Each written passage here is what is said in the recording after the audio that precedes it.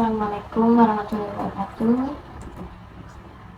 Perkenalkan, nama saya Eri Kurniawati. Saya dari Fakultas Psikologi Universitas Islam Riau semester 4. Sebelumnya, apakah kamu bersedia saya wawancara tentang coping stres?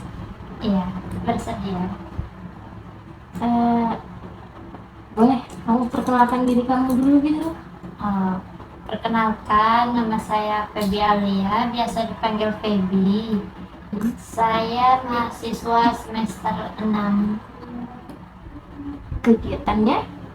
Kegiatannya cuman kuliah aja sih, belum ada nyari kegiatan lain. Hobi kamu ada? Hobi hobi nggak? Enggak lah, Membaca. Kirain suka K-pop gitu. Enggak suka banget. Oh iya, kenapa? Bukan nggak suka banget sih, kayak biasa aja.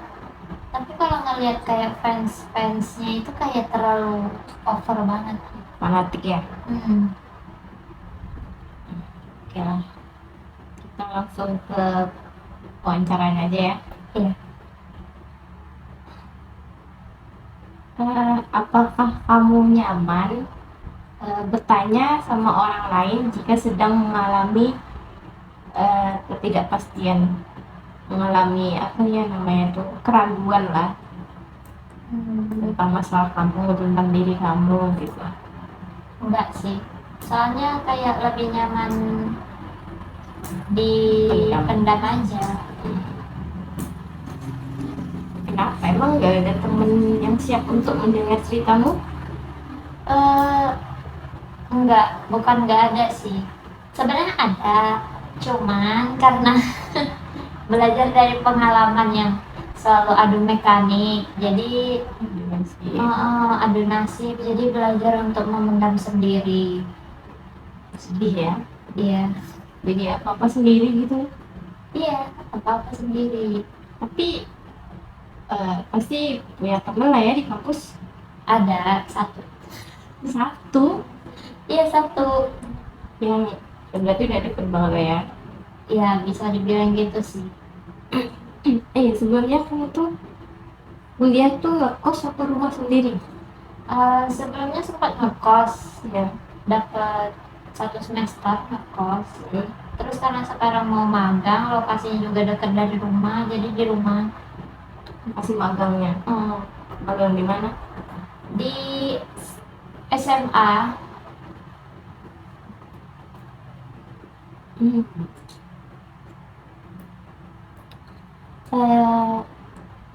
Soal kamu punya masalah nih kan, kamu cari informasi nggak sih tentang masalah yang sedang kamu alami? Misal cari bantuan orang lain gitu misalnya. Tergantung masalahnya sih. Kalau misalnya nggak bisa menyelesaikan sendiri, cari orang lain, tapi biar lebih banyak dibiarin aja sih. Kenapa lebih milih dibiarin? Karena dulu itu sempat mencoba untuk menyelesaikan, bukannya selesai malah ada masalah baru gitu, jadi kayak males aja. Tapi padahal lebih bagus kalau langsung diselesaikan sih. Iya sih, emang sadar sih emang harus diselesaikan, cuman lebih ke ya udahlah ya, nanti juga selesai sendiri. Nanti juga selesai sendiri.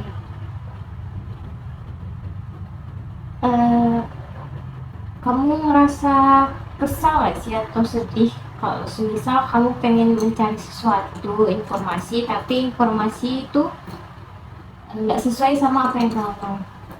Iya sih, kesel banget. Kayak apa ya masa informasi gitu aja nggak bisa. Kesel ke diri sendiri jadinya, kadang nyarinya nggak bisa. Kamu lebih suka menghindari masalah atau em, menyelesaikan masalah secara langsung? Tergantung masalahnya sih. Kalau misalnya masalah pribadi kayak ya udah sih tinggalkan aja. Soalnya penganut kalau ada hari besok ya udah nggak ada masalah. Padahal kalau kayak gitu tuh masalah itu jadi apa ya? Jadi memendam di dalam. Iya sih. Masa Jadi langsung karena menyelesaikan aja gitu. cuman ya males.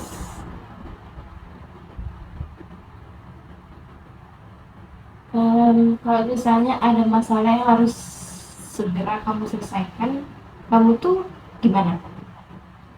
Ya mau nggak mau sih harus diselesaikan. Ya walaupun susah ya. Walaupun susah, kalau emang dituntut harus diselesaikan ya diselesaikan. Hmm,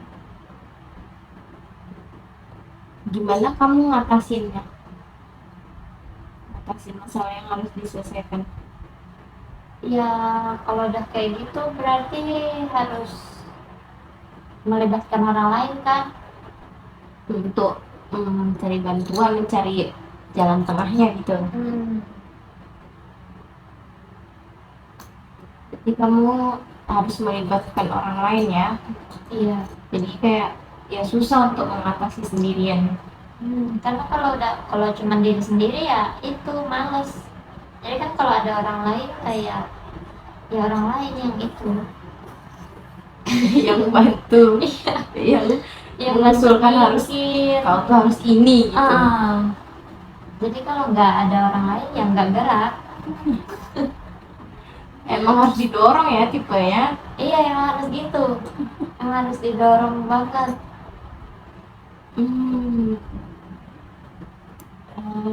Punya perencanaan untuk menyelesaikan masalah nggak sih? Misalnya kamu mau menyelesaikan masalah ini, jadi kamu tuh harus menyusun rencana. Tergantung masalahnya sih. Kalau masalah di luar masalah pribadi itu ada rencananya untuk diselesaikan walaupun nanti gitu kan, tapi harus diselesaikan. Tapi kalau masalah pribadi ya udah dibiarin aja. Berarti kamu orang yang bakal membuat daftar perencanaan pemecah masalah kamu nggak sih? Enggak ya? Oke. Udah kalau misalnya aku selesaikan, ya udah sesuai apa yang mau aja gitu. Nggak harus sesuai sama ini ya. Iya. Kamu nyaman nggak sih kalau semisal menceritakan tentang masalah yang kamu hadapi ke orang terdekat? Tergantung masalahnya. Tergantung masalah dan orangnya. Ya kalau kayak gitu berarti beda orang beda cerita dong. Oh iya sih. Jadinya ngumbar cerita kalau gitu. Enggak sih, enggak tergantung orangnya, tergantung masalahnya. Kalau masalah pribadi mungkin nyaman kalau di dia. Oh iya dia. Kalau masalahnya di luar pribadi, masalah percintaan, pertemanan itu udah beda lagi orangnya. Cuman tetap satu orang itu gitu. Ngerti nggak? Jadi kayak kalau misalnya masalah keluarga beda orang ya. Iya, masalah keluarga di si A, nanti masalah yang lain di si B. Jadi cuma mereka berdua aja gitu. Yang tahu. Jadi kamu percaya ya sama orang itu? Iya. Kalau masalah percaya itu nggak di apa banget sih ya. Percaya gimana ya? Kalau orang sekarang kan susah untuk dipercaya ya. Iya sih. Yang penting cerita aja. Masalah dia mau ceritain ke orang lain ya udah biarin aja. Lagian itu kan bukan aib saya gitu. Kan? Iya, tapi kalau untuk yang masalah keluarga ini kebetulan dia tipenya yang kayak mikirnya aku cerita juga nggak ada untungnya.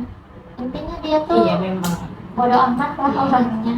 Lagian tuh kalau misalnya orang cerita ke kita, terus kita ngasih tahu ke orang lain kayak ya memang nggak ada untungnya kan. Iya, Untuk apa itu kan masalah orang lain. iya itu makanya itu.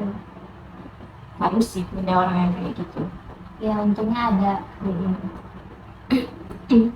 Kamu setiap cerita ke orang lain puas nggak sih sama respon mereka? Eh, puas, puas banget. Tapi kadang jengkel juga soalnya kayak ada di satu momen kita bercerita tuh cuma butuh untuk didengarkan. Tapi pas kebetulan di saat itu dianya kayak kamu sih seharusnya Oh iya. itu males banget sih. Jadi nggak dilanjutin ceritanya kalau udah disalahin. Tapi kita kalau misalnya cerita tuh emang kita maunya orang itu harus berpihak sama kita kan. Kadang iya. Jadi bukan Kadang tipe iya, yang kadang. harus ya. Iyalah. Kadang-kadang aja sesuai posisi. Kan tidak boleh egois. Tapi kan kita pasti juga merasa jengkel kan kalau kalau orang lain itu malah memihak orang lain, Nah iya sih, nggak cuman memihak ya kita. ya udah sih. Kan pasti ada kan orang yang cerita ke kamu tentang masalah mereka kan. Nah kamu tuh menganggap kalau mendengarkan cerita mereka itu bakal ngebantu kamu untuk menyelesaikan masalah nggak sih? Enggak sih, soalnya Soalnya beda. bukan enggak, 50-50, 50-50. Soalnya kebanyakan temen tuh kalau cerita masalah hati, masalah percintaan. Jadi Dan kalau kamu untuk butuhnya yang sesama masalah pribadi gitu. Tapi kalau di pelajarannya dapat sih untuk tidak usah mempunyai pasangan. karena ribet. Iya, ribet. Gimana cara kamu mengelola emosi kamu ketika kamu sedang nggak baik-baik aja? Lebih ke diam-diam tidur gitu. Diam tidur ya. Iya, pokoknya kalau udah diem aja gitu seharian itu. Nah kalau semisal kamu nih lagi punya masalah kan, lagi nggak baik-baik aja gitu, moodmu tuh lagi nggak bagus, tapi kamu tuh ditempatkan di lingkungan yang emang harus apa ya, berkomunikasi terus. Itu gimana ya, Lebih baik berat dihindari banget. atau ya udah kamu diem aja. Iya, maunya dihindari, cuman karena kemarin pernah ikut kegiatan di situ moodnya emang nggak bagus banget, tapi emang dituntut untuk terlihat baik-baik saja. Berat Itu ya. susah sih, Iya berat sih, banget. berat banget sih. Habis itu nggak mau ikut lagi. Langsung berhenti saat itu juga. Iya, jadi udah cukup itu aja. Nggak mau, kalau ditanya mau nyoba lagi atau gimana, enggak. Misalnya aku punya masalah, nah kamu tuh cenderung menunggu emosi kamu stabil atau langsung menyelesaikan masalah?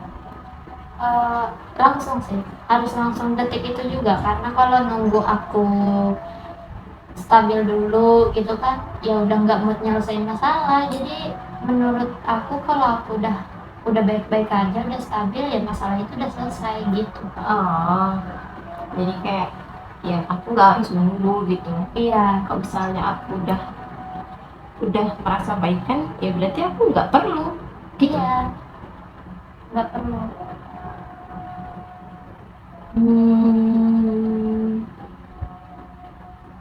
Kamu cenderung sulit gak sih mengontrol emosi kamu? Sulit sih, Sulitnya? nggak tahu ya, kadang sulitnya gimana itu nggak tahu, cuman tiba-tiba aja gitu, kayak dimarahin nangis, ditegur nangis, pokoknya apa-apa itu selalu dibawa nangis. Tapi di dalam hati itu kayak gitu doang, kenapa harus nangis gitu loh. Iya, kenapa ya harus kayak gini gitu kan? Cuman nggak bisa. Ngerasa lebay gak sih kayak gitu? Ngerasa banget kayak apa sih anjir, apa sih, kayak dikit-dikit nangis gitu, cengeng banget. Kan nggak apa-apa sih. Berarti kan kita masih punya hati ya, masih punya perasaan.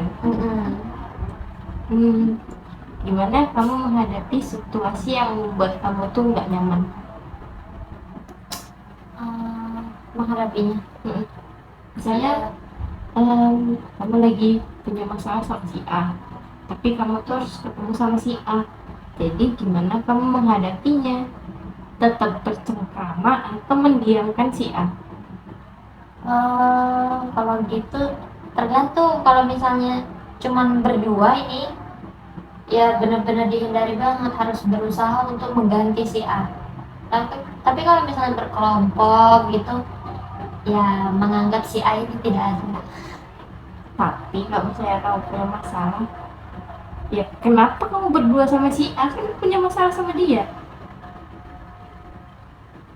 Ya gimana ya, kalau udah punya masalah sama satu orang ini ya udah malas aja gitu, kayak ngelihat dia aja udah. Emang nggak berusaha diselesaikan aja gitu?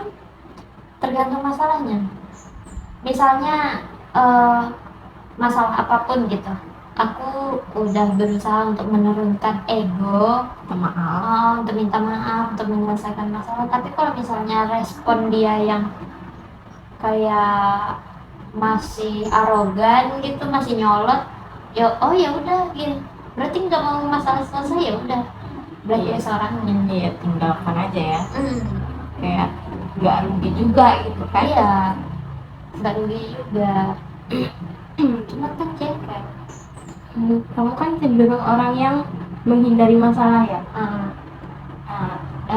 Menurutmu menghindari masalah itu membantu kamu mengatasi masalah lebih cepat atau malah membuat kamu frustasi karena menimbun masalah?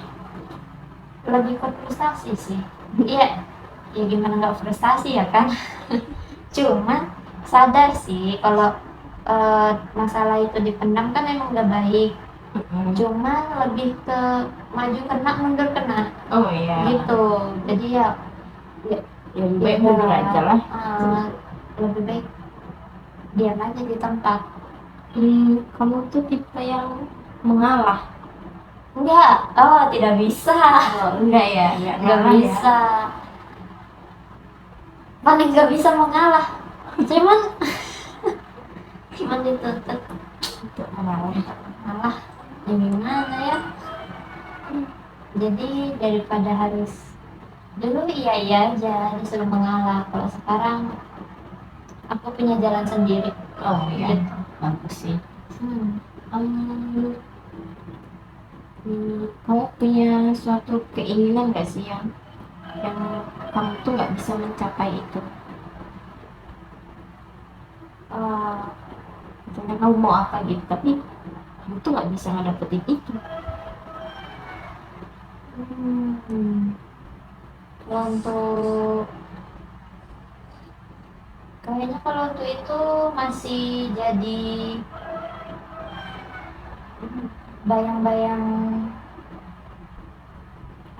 jadi bahan-bahan overthinking gitu.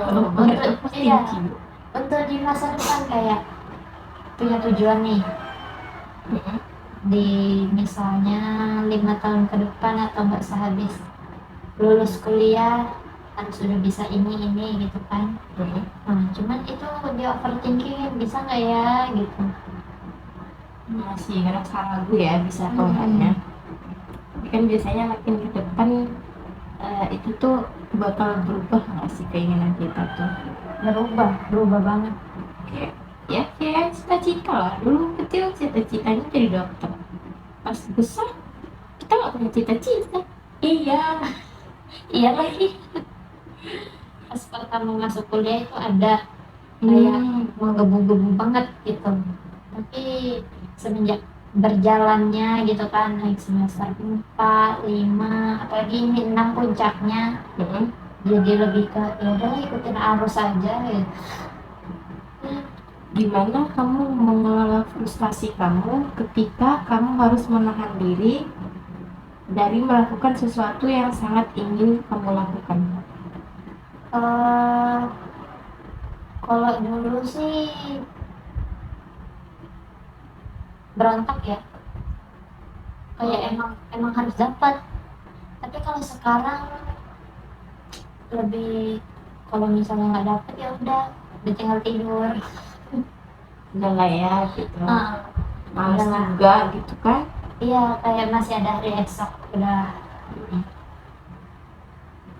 Hmm, kita kan pasti punya self control ya semua manusia.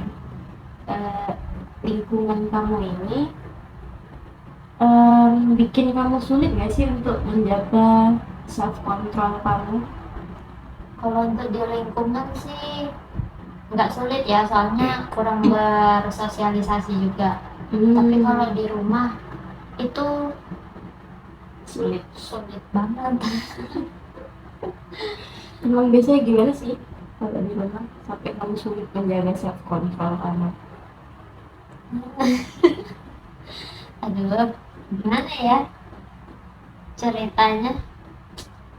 Ya intinya sulit aja, soalnya kalau di rumah itu susah untuk bergerak.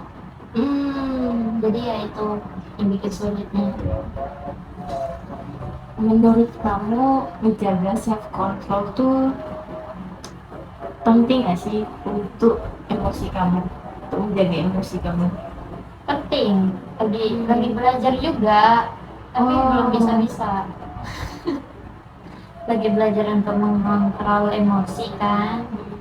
Cuman ya itu ternyata sulit ya.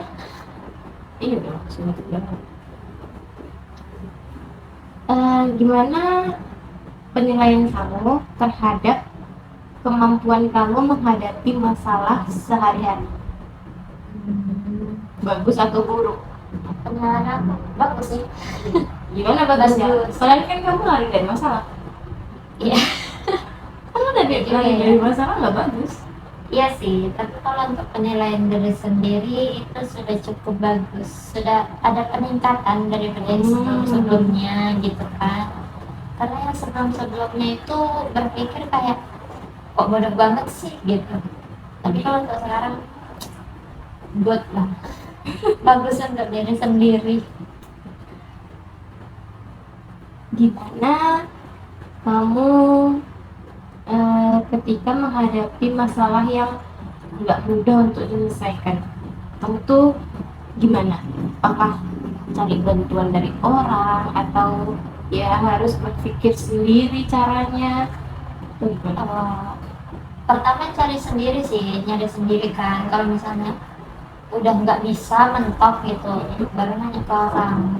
Lebih nanya ke orang tua sih, yang jadi sudah berpengalaman. berarti kamu tipe yang mau ya curhat ke orang tua gitu? Enggak. Jadi gimana sih? Iya, makanya bisa dibilang juga kalau komunikasi ke orang tuh kurang ya. Tapi kalau misalnya ada masalah yang emang mepet banget gitu, lebih ke masalah di luar kayak masalah pertemanan, perkuliahan, itu sih lebih seringnya. Masalah kayak gitu. Kalau untuk pribadi diri sendiri ya, Apa itu namanya? Hah? Oh, itu namanya Handphone pikirannya di sampai kita ini tutup jilbab.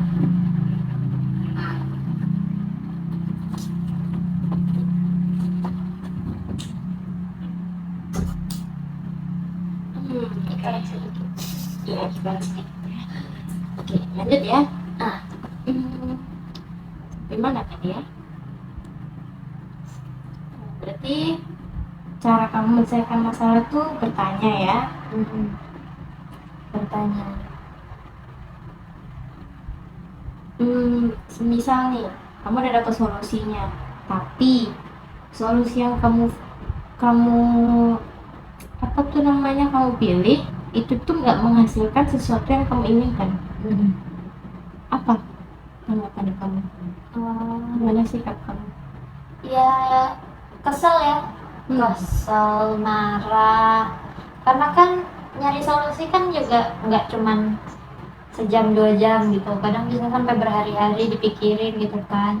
Tapi pas giliran udah percaya udah bakalan berhasil gitu, tapi ternyata tetap gagal juga.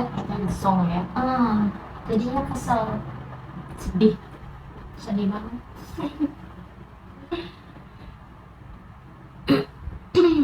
Gimana kamu merespon ketika kamu tahu kalau kamu tuh gagal? Nangis sih.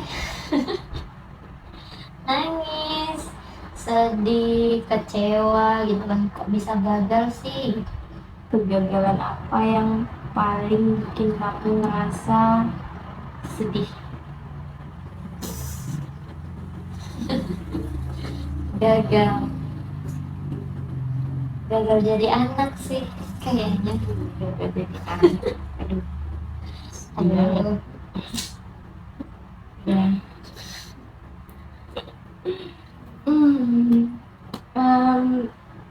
Gagal jadi anak tuh, kamu bisa nggak sih mencari pelajaran apa yang bisa dipetik dari kegagalan kamu? Kayaknya sih belum ada ya, soalnya berlanjut ini part 1, 2, 3. Nggak ada yang bisa dipetik dong. Iya, cuma sebenarnya ada, cuman kayak untuk menerapkannya itu susah banget. Apalagi kan ekspektasi orang tua tinggi banget. Yes, kita emang nggak bisa ngajar. Emang sih tipe orang tua juga bukan tipe yang menuntut banget, cuman kan kayak kita sebagai anak gitu kan, Tahu diri. tahu diri. Ya sih, memang memenuhi ekspektasi itu sulit. Iya, sulit. Tapi kamu kan kuliah sekarang kan, jurusan yang kamu ambil tuh jurusan yang emang kamu mau atau enggak?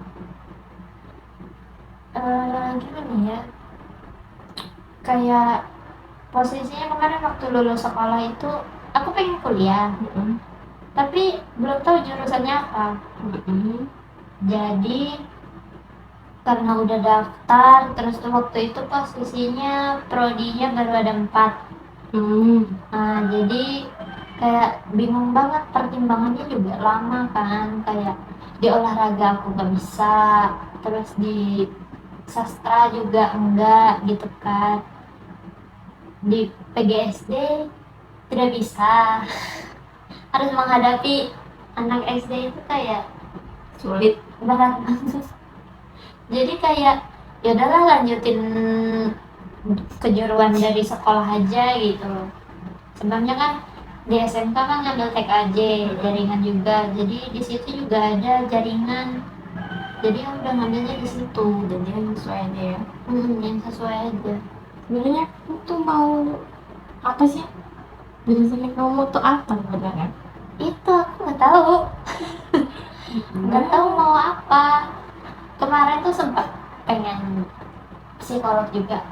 Oh ya?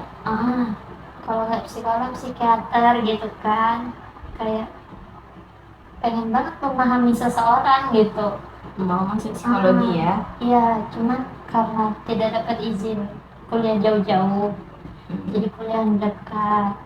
Tadinya juga mau di universitas satu lagi untuk ngambil jurusan fokus ke komputernya, cuman karena jauh juga, kayak lumayan dekat yang ini daripada yang sana gitu. Oh, jadi kamu tuh kuliah di sini karena tidak dapat izin. Padahal sebenarnya kamu ingin nggak disuruh psikolog juga nggak apa-apa, asal di luar gitu kan. Ada universitas impian, ada, cuman ya itu nggak dapat izin. Jadi ya udah, ikuti orang tua dulu. Ntar Berarti kalau kamu mengalah ya ceritanya. ini mengalah banget, mengalah banget.